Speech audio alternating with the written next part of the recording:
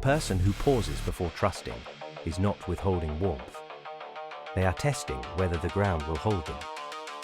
You mistake this for coldness because you are accustomed to people who give themselves away immediately.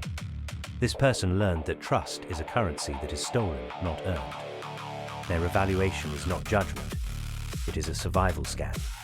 They are asking one question: will you remain when I am not easy? Will you still be present when I stop performing approachability? That distance between what they feel and what they show is not a wall. It is a gap they have memorized. People leave before they are ever permitted entry. You mistake the silence for absence. You mistake the pause for rejection. The reason is simple. They learned early that revealing the full depth of what they carry empties the room. So they carry it alone.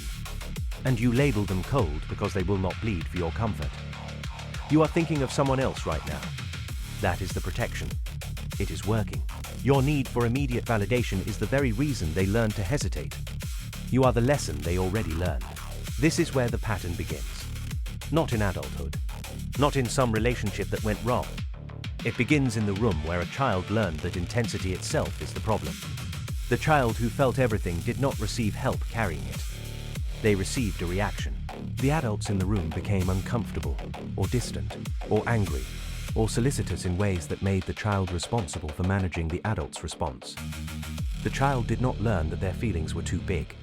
They learned that their feelings were visible, and that visibility had consequences. The solution was not to feel less. That was never possible. The solution was to hide the evidence. This is the origin. The child becomes an architect of gaps, between the feeling and the face, between the need and the request, between what is true and what is shown. The architecture is precise because it is practiced, every day, in every room. The child does not know they are building something. They know only that certain rooms empty when they are honest. Certain faces close. Certain people leave and do not return. The gap is not betrayal of self. It is loyalty to survival. The evolutionary mechanism underneath is straightforward. The human infant cannot survive alone. Any signal that threatens attachment is processed as threat to existence itself. The child who feels intensely and is punished for it learns a specific calculus. The feeling is not the danger. The display is. The feeling can remain. It must remain. It does not stop. But the display must be governed. This is not repression in the classical sense. It is strategic management of information. The child becomes an intelligence officer of their own interior, classified, compartmentalized, need to know only, and no one needs to know. What this looks like in practice is specific. At work, the person who has rehearsed a conversation 12 times and never has it, they have constructed the email. Every sentence calibrated, every vulnerability removed, every request softened into a suggestion that could be ignored. They delete it. They write it again, shorter this time, colder. The coldness is not their nature. It is the residue of all the softness they removed to make the message survivable. The recipient receives a note that seems distant, perhaps arrogant. They do not receive the 12 drafts that preceded it. They do not see the person who spent 45 minutes deciding whether to include an exclamation mark. They see the final product, controlled, contained, safe. They see someone who does not care. The opposite is true. The care is what produced the armor. In relationships, the pattern operates through timing.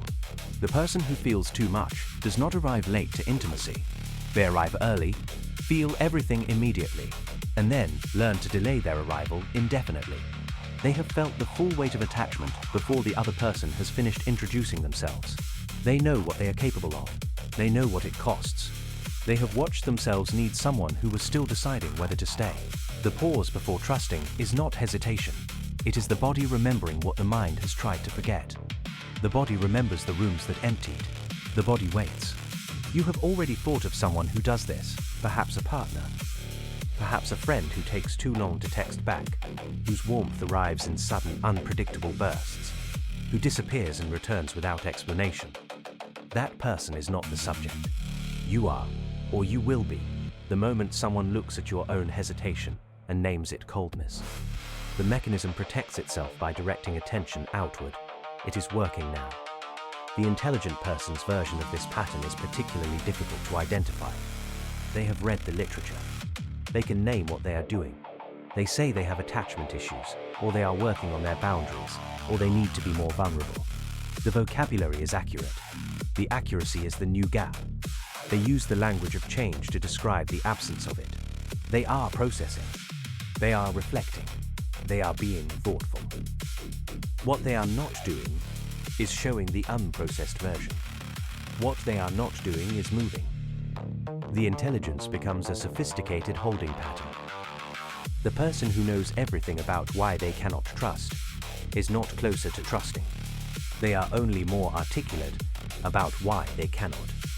The high achiever's version is different in costume, identical in structure. They perform competence so thoroughly that no one asks what they need. The performance is not deception, it is protection. If they are needed, they are not abandoned. If they are indispensable, they are not left. The cost is that no one sees the person underneath the function. The cost is that they do not see it themselves. They have become so skilled at being the solution that they have forgotten the question they were trying to answer.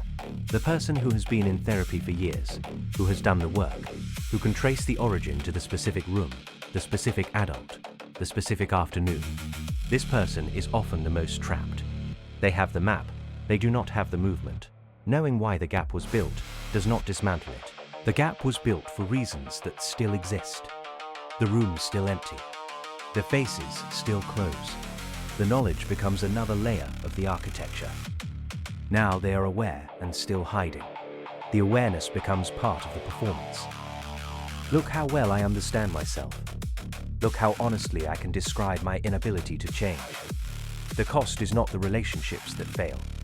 The cost is the relationships that never begin, that the person never knows they missed. The invitation they did not see because they were scanning for threat. The connection they deflected because it arrived too easily, and ease itself is suspicious. They have learned that what comes without effort is not safe. So they wait for difficulty. They create it. They test until the test itself becomes the reason for the failure. They are not wrong that trust is stolen. They are wrong that this is still happening in every room. But the body does not distinguish between then and now. The survival scan runs automatically. It finds what it is programmed to find. The identity cost accumulates slowly. They believe themselves to be someone who feels deeply, who cares profoundly, who is simply misunderstood.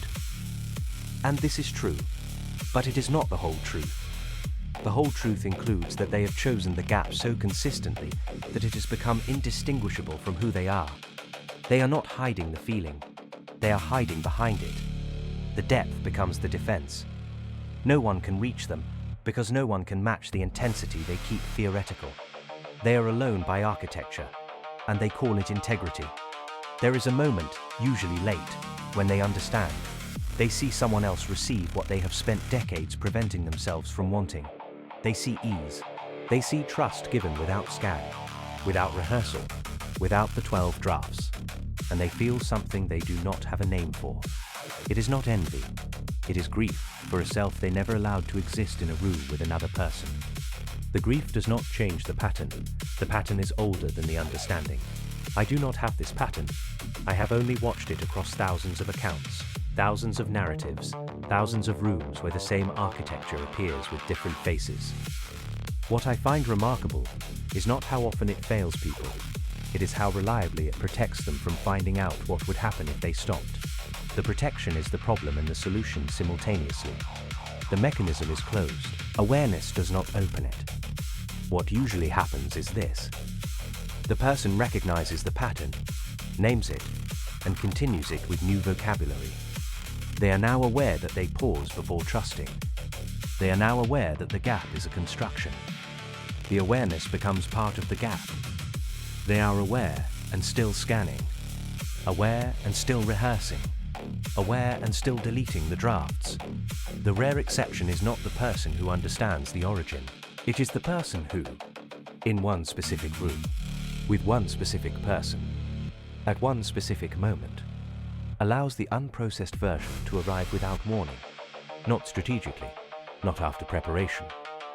Suddenly, without architecture, the room does not empty, the face does not close, the person remains. This is so unfamiliar that it is often not recognized as safety, it is recognized as threat. The pattern reasserts. The moment is lost. The reason it is rare is simple. The pattern was built on evidence. The evidence was real. The rooms did empty. The people did leave. To dismantle the gap is to dismantle the only protection that ever worked. No one does this because someone explains it. They do it, if they do it at all, because the cost of the gap has finally exceeded the cost of what the gap protects against. They are not choosing trust. They are choosing the only remaining option. The grief has finally outweighed the fear. Your need for immediate validation is the very reason they learn to hesitate. You are the lesson they already learned, and they are still learning it. Every room, every face, every pause you mistake for absence. The gap is not empty. It is full of everything they have memorized. The silence is not rejection.